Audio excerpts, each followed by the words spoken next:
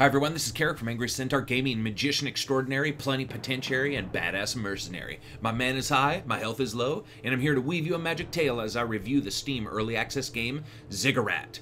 A game that's a bit Hexan, a bit Heratic, a bit procedural generation, and has a couple rogue gameplay tricks up its embroidered magical sleeve. It's early access, which means you can expect handjob roughness, but hopefully a good finish. When money's on the line, it's always a game of give and take, so let's see if this is David Copperfield, a consummate showman with big ideas and bigger presentation and even bigger hair, or if it's David Blaine, a magician only in appearance but really just one of Leonardo DiCaprio's weird friends who knows card tricks from the internet and can hold his breath for a really long time. And also, why is almost every current magician named David? If they were good, they'd magic up a new name for themselves like Thorax the Neckbeard or Tango the Cash, magician of Fubar. But no, just David. It's always fucking David. So let's see what we get. Graphics are up first. The game simply shines. Sure, it's fairly low in the geometry count, and sure, it's mostly rendering variations of square rooms, but it handles it well with a few random FPS drops that show up to ruin the magic show from time to time. Not sure if there's a ghost in the machine or a dove in someone's ass crack, but the FPS drop was as random as I am, but a hell of a lot easier to stand.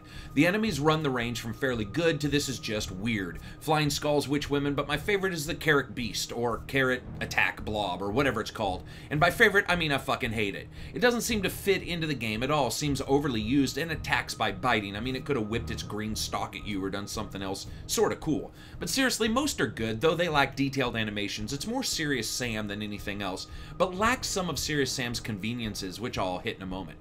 Then again, you're also attacked by a raptor bird flamingo creature too, so it's not like the carrot is alone in the odd vegetable out scenario. The areas themselves range from good to great with trap rooms, acid rooms, rooms with water in them, rooms with lava in them, just lots of rooms. But that's what the game's about, so you can't harp on them for hitting the bullseye, which they did perfectly. Sound, music, and voice.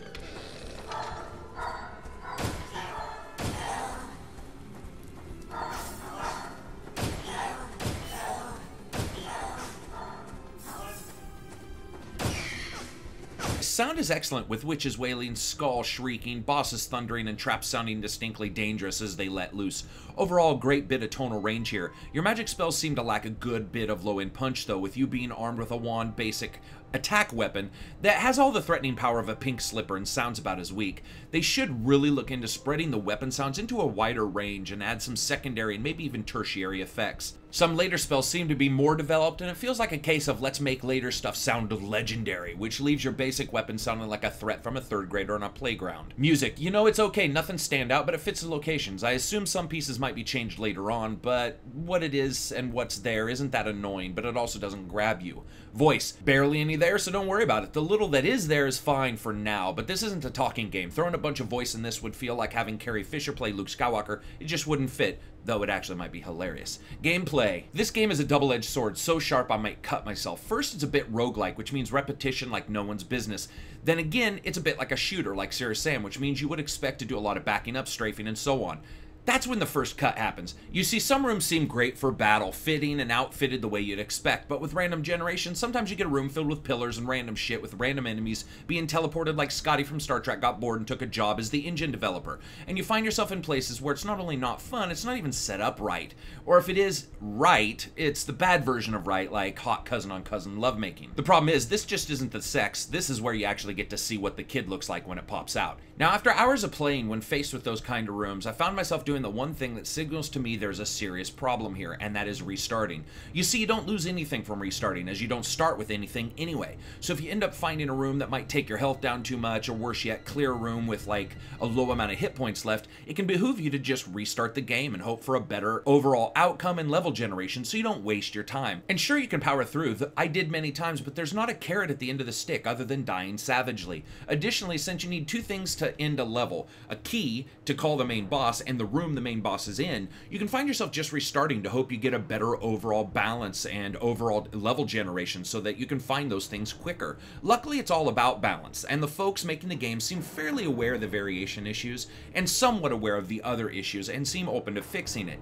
It doesn't make the game unplayable, but at times it sucked the fun out of me in a manner equal to a complete game crash, which says a lot.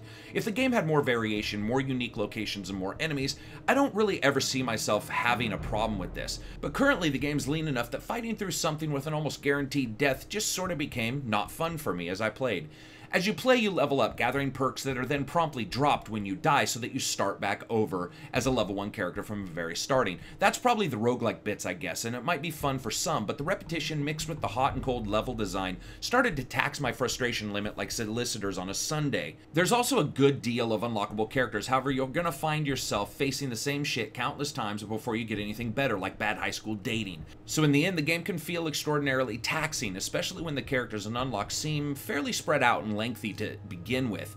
Killing 200 enemies to get a new character only to find out the new character is literally the same one with slightly more powerful spells doesn't captivate me to play, nor does it do anything to change up the gameplay. In fact, it was like being all hot and bothered with a good-looking woman, only to find her ex-boyfriend calling her cell phone and you have to sit there bored and frustrated just waiting for a quick finish.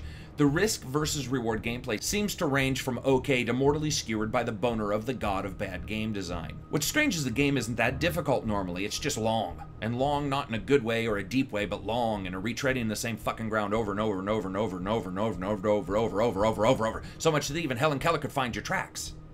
However, this is early access, and for $11.99 you have to ask yourself, is it worth it getting in early and having a say on the overall gameplay and how it ends up? So what do you get with Ziggurat? You get a sometimes fun, sometimes frustrating game with good ideas, fair output, and poor continuity. You get a game that has a boatload of unlockable characters that alternate between being interesting and other times wondering why the fuck they were included in the first place.